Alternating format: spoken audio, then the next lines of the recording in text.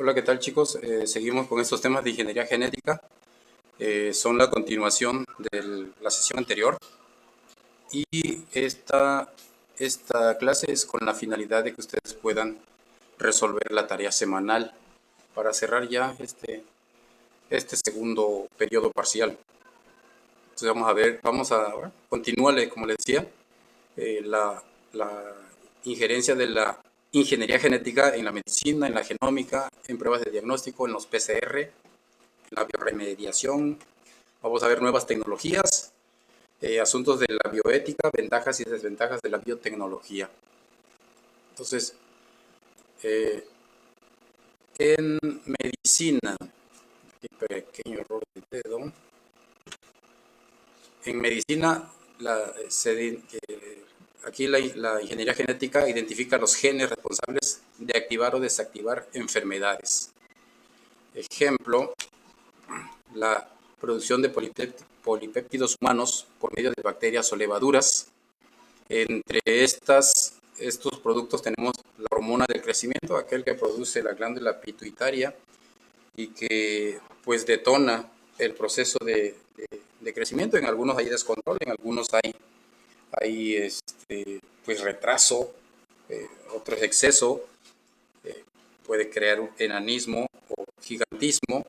Entonces ahí puede intervenir la ingeniería genética para el caso sobre todo de deficiencia en el crecimiento, en, en la producción de insulina, el glucagón, es un tipo de azúcar pero ya procesado, y el interferón. En la genómica estudia la construcción de nuevos organismos a través de la manipulación del genoma de un ser vivo. Ya ya estudiamos cómo se da ese proceso de la manipulación del gene. Entonces, esto es para generar nuevos seres vivos resistentes a alguna enfermedad, sobre todo, o con características deseables, o sea, de plantas y animales. Aquí, pruebas de diagnóstico para detectar sistemas, para detección sistemática o tamizaje neonatal, que es una prueba que se le hace a los recién nacidos para saber si tienen algunos problemas, problemas cardíacos, problemas del hígado, problemas del páncreas, etc. Pruebas de detección de portadores de alguna enfermedad, sobre todo de origen genético. Ejemplo, tenemos la hemofilia. Entonces, pues una enfermedad que poseen los varones, que la poseen las mujeres, pero la padecen los varones. Esa imposibilidad de coagular la sangre. Entonces, una persona que se hace una cortadura con hemofilia puede morir. Y bueno, para detectar quién es el portador de alguna deficiencia genética, diagnóstico, pronóstico, prenatal, esas predisposiciones que habíamos dicho, predisposiciones a sufrir diabetes, a paros cardíacos, a enfermedades mentales incluso. También en ingeniería genética tenemos PCR que es reacción en cadena de polimerasa. Esto es para sintetizar muchas veces un pedazo o fragmento de ADN utilizando polimerasa. Esta es, digamos, uno de los coadyuvantes para poder realizar este proceso de intervención genética. También en la aplicación genética de poblaciones. Hay casos curiosos en lugares donde la mayoría de personas se enferman, vamos a decir, de los riñones, y esto se debe a la genética. Probablemente pues hay nexos familiares que pues inciden en la aparición de algunas enfermedades, y para que desaparezca esa posibilidad de heredar enfermedades, lo mejor es que no se unan, que no se casen entre parientes, aunque sean muy, muy, muy lejanos. En la evolución molecular, en la genómica y en la medicina forense, para detectar circunstancias, no sé, que alguien que haya cometido un delito deje un rastro genético, pues se utilizan estas PCR, ¿no? Estas polimerasas. Tenemos también en ingeniería genética el punto de la bioremediación.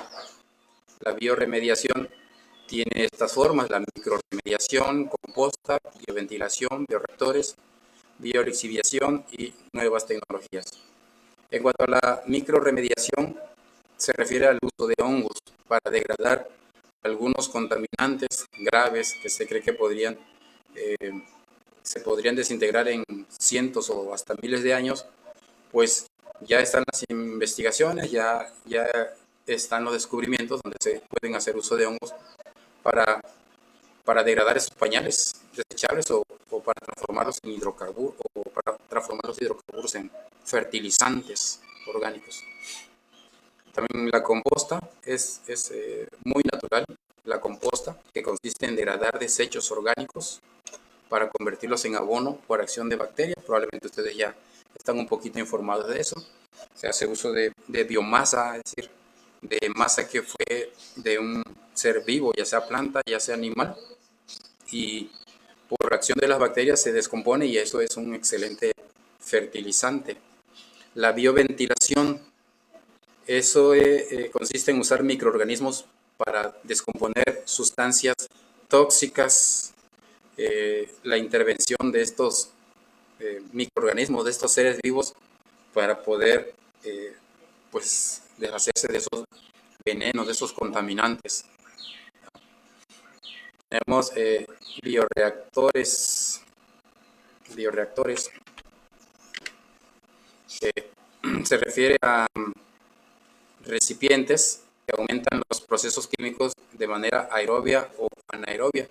Hay hay un proceso de producción de gas muy curioso. Aquí en la zona de Veracruz no se usa mucho, pero en otros estados, en otros países como Costa Rica, por ejemplo, que es muy ecológico, los desechos de animales se meten en cueros o se meten en bolsas de plástico y por procesos anaerobios, por las bacterias que descomponen ahí sin necesidad de aire, generan gas que incluso lo usan para la cocina. Entonces, esos son los bioreactores. No tenemos posibilidades claramente de hacer estos experimentos, pero sería interesante hacerlos. Está la biolixiviación, que consiste en la extracción de metales específicos, ¿verdad? Que están en minerales encastados. Con este proceso se obtiene metales como el cobre, como el zinc o como el níquel. Y tenemos otras tecnologías nuevas.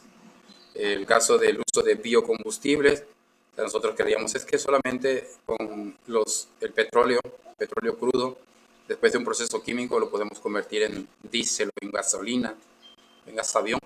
Pues resulta que no, que también el jugo de la caña de azúcar se puede finalmente convertir pues, en combustible.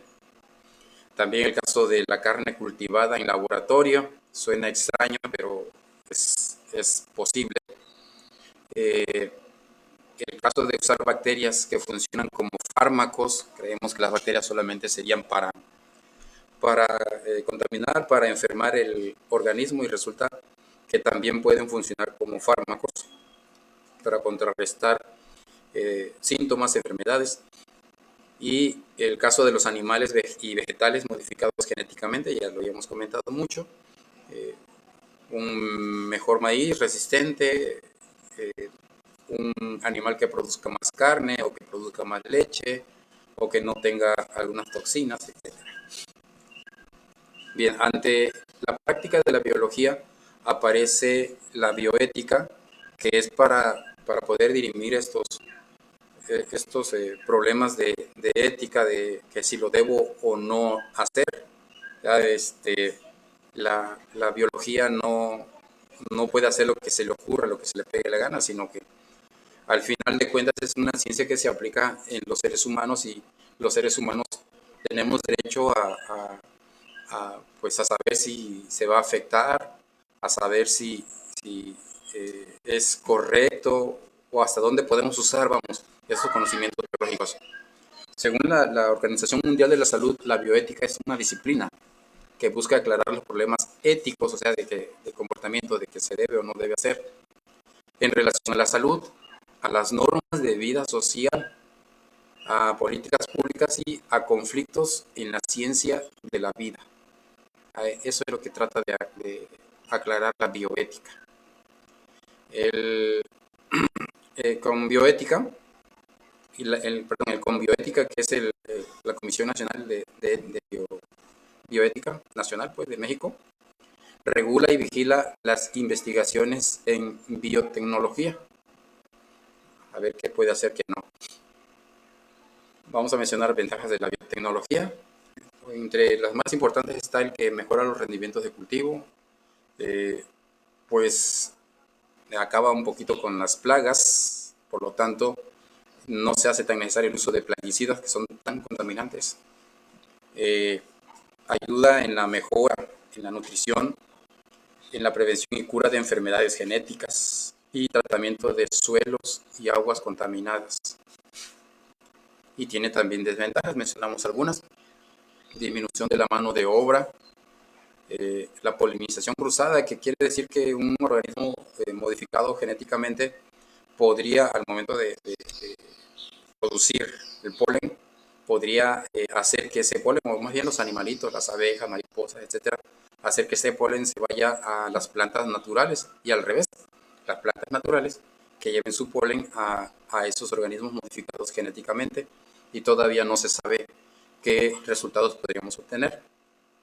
También contribuye a la pérdida de la biodiversidad, porque en eso acaba el uso de la biotecnología en un maíz, digamos, más resistente, de que se vuelven monocultivos inmensos, ya que difícilmente una plaga podría exterminarlos, y que está produciendo mucho, deja mucho rendimiento económico. Entonces, lo que resulta, tal vez de manera inconsciente, es precisamente la pérdida de la biodiversidad. También todavía no se sabe bien cuáles son los riesgos para la salud si se modifica genéticamente una planta y que yo como animal la consuma, como ser humano la consuma, en qué puede derivar. O sea, faltan algunos años, pero se está ya haciendo uso, ¿no? Hay mucha premura por poner enseguida en funcionamiento estas biotecnologías nuevas. Y también porque quien usa la biotecnología quiere decir que tiene más recursos monetarios. Entonces las personas que tienen poco dinero pues tienen pocas probabilidades de usarla y se van a encontrar siempre en desventaja. El cuento de nunca acabar es un problema de economía, ¿no? Bien, con esta información van a resolver la tarea que se les propone ahí en pantalla. Van a elaborar un cuadro comparativo. No son cuadros descriptivos como la tarea pasada, que por cierto hubo muchas confusiones y pues no preguntaron o qué sé yo, hicieron ahí o confundieron ahí entre cuadro comparativo y cuadros descriptivos. Este sí es un cuadro comparativo, como ven, donde van a presentar beneficios y desventajas de los conceptos que hemos estudiado. Estos son los conceptos que estudiamos en esta sesión: medicina, genómica, pruebas de diagnóstico, PCR, microremediación, que es la composta, la bioventilación, bioreactores, biolixiviación y las nuevas tecnologías. Van a comparar en este cuadro los beneficios y desventajas. Y sería todo. Y pues nos vemos en la próxima ocasión.